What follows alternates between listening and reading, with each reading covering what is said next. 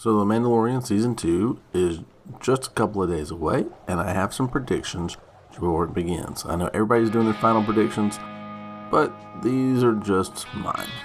So the first one is a little bit out there, and it has to do with Din Djarin. So Din Djarin's family and everybody in that village was wearing red robes.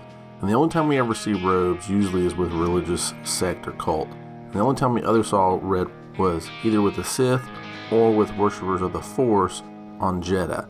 So the first prediction is that Din Djarin's family comes from a family that worshipped the Force, or some sort of church of the Force, or cult of the Force, or worship the Wills in some way.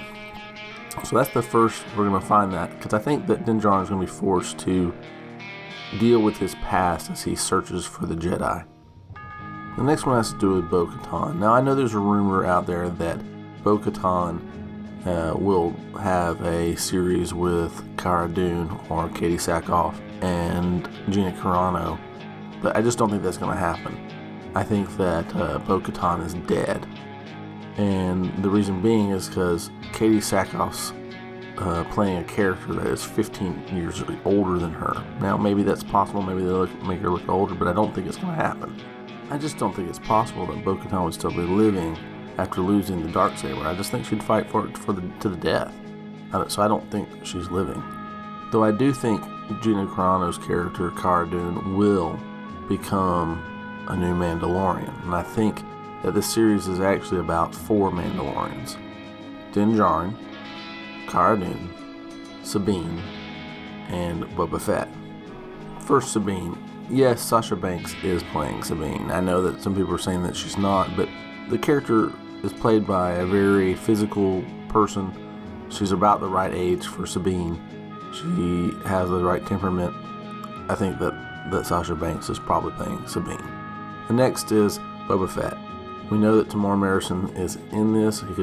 He could be playing Rex, and I think that's clearly possible with Ahsoka coming into this, as has been rumored. But I think it is more likely that he's playing Boba Fett, and that he will have a long-term role in this story. Next, I think we'll get less Ahsoka than we want. I know some people are saying it'll be Filoni episode in the last episode.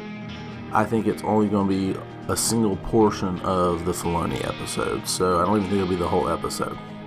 This is because I think they'll tease her out, and it's just a setup for their own series with Sabine as we head off with them in a spin-off. Next, I think some evidence is pointing toward Luke appearing in the series this season.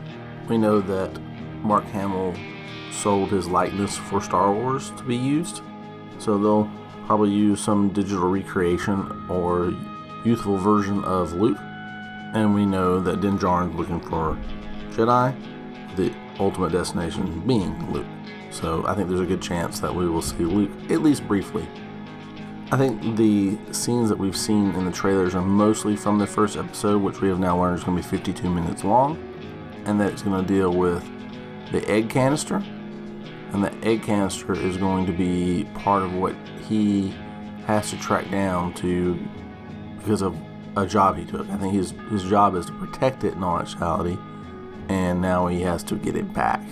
It's just too close in that scene on the docks to be tailing those two. He is clearly guarding them, in my opinion.